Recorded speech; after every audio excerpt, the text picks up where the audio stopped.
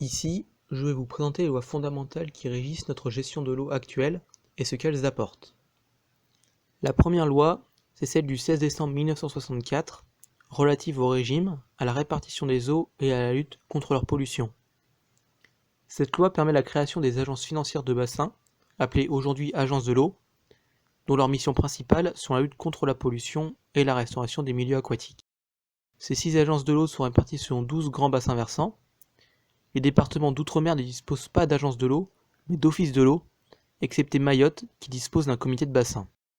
Cette même loi précise que la lutte contre la pollution doit permettre de satisfaire l'alimentation en eau potable, les activités humaines d'intérêt général, la vie biologique et les loisirs, et la conservation de l'écoulement des eaux. 28 ans plus tard, c'est l'adoption de la loi du 3 janvier 1992 sur l'eau. Cette loi renforce les compétences des communes dans la gestion de l'eau potable. Elle intègre notamment l'eau comme patrimoine commun de la nation et qu'elle appartient à tous. Elle prévoit également une gestion équilibrée de la ressource en eau entre la préservation des milieux aquatiques, la protection contre toutes les pollutions et la restauration de la qualité des eaux, la protection de la ressource et la valorisation de l'eau comme une ressource économique. Elle met aussi en place les SDAGE, schéma directeur d'aménagement et de gestion des eaux. Il y en a un par grand bassin versant et prévoit une gestion équilibrée et durable de la ressource, des objectifs de quantité et de qualité, une protection et l'amélioration de l'état des eaux et des milieux aquatiques, ainsi que la mise en place des schémas d'aménagement et de gestion des eaux, SAGE, qui reflètent les mesures des SDAGE à l'échelle locale. Le 23 octobre 2000, c'est l'adoption de la directive cadre sur l'eau ou DCE par l'Union européenne.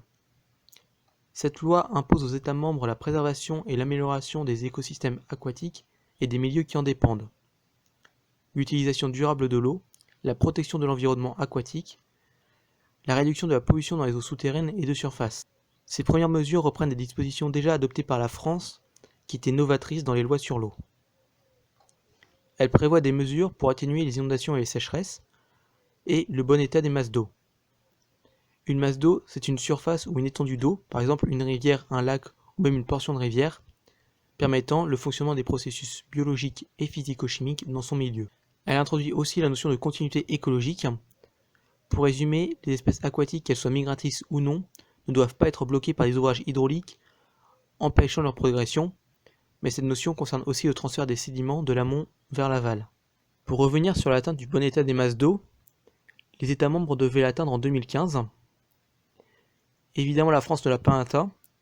Seulement 44% des cours d'eau étudiés sont en bon état, et la plupart d'entre eux se situent dans les Alpes ou les Pyrénées. Pour qu'une eau de surface soit considérée en bon état, il faut que l'état écologique soit considéré comme bon ou très bon. Pour qualifier cet état écologique, on se base sur des indices biologiques à partir d'observations sur des animaux et végétaux qui sont dits bio-indicateurs de la qualité et permettent d'exprimer cette dernière. L'état chimique se base quant à lui sur une liste de polluants avec leur concentration maximale.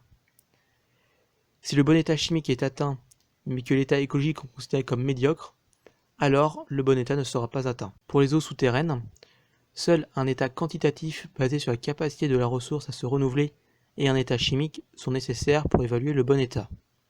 Dans le cadre de l'atteinte de ce bon état, les programmes de mesure et d'action des SDAGE sont renouvelés tous les 6 ans.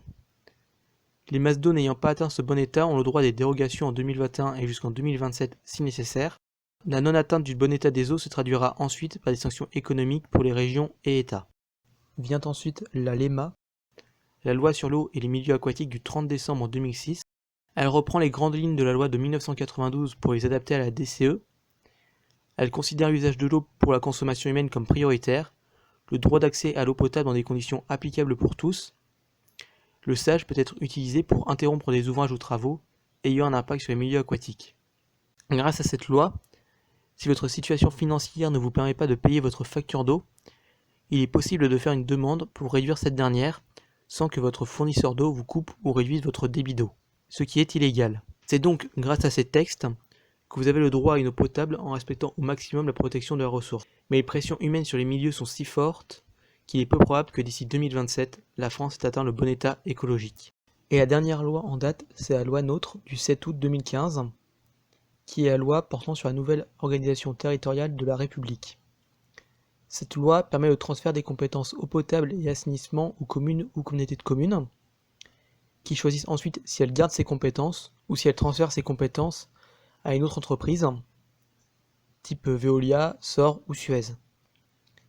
Et enfin, pour finir, une loi assez méconnue, issue du Code de l'environnement, qui dit que les propriétaires d'un terrain traversé par un cours d'eau sont tenus de l'entretien des berges et du lit de ce dernier.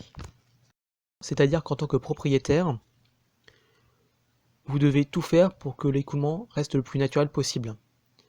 C'est-à-dire que vous ne devez pas, par exemple, créer de bief pour un usage autre que l'écoulement naturel des eaux. Vous êtes aussi tenu d'éliminer débris et autres amoncellements végétaux qui seraient nuisibles à l'écoulement des eaux. Vous devez aussi assurer l'entretien des berges et vous êtes également tenu de procéder à des égages réguliers pour ne pas que des végétaux ou des arbres gênent l'écoulement naturel des eaux.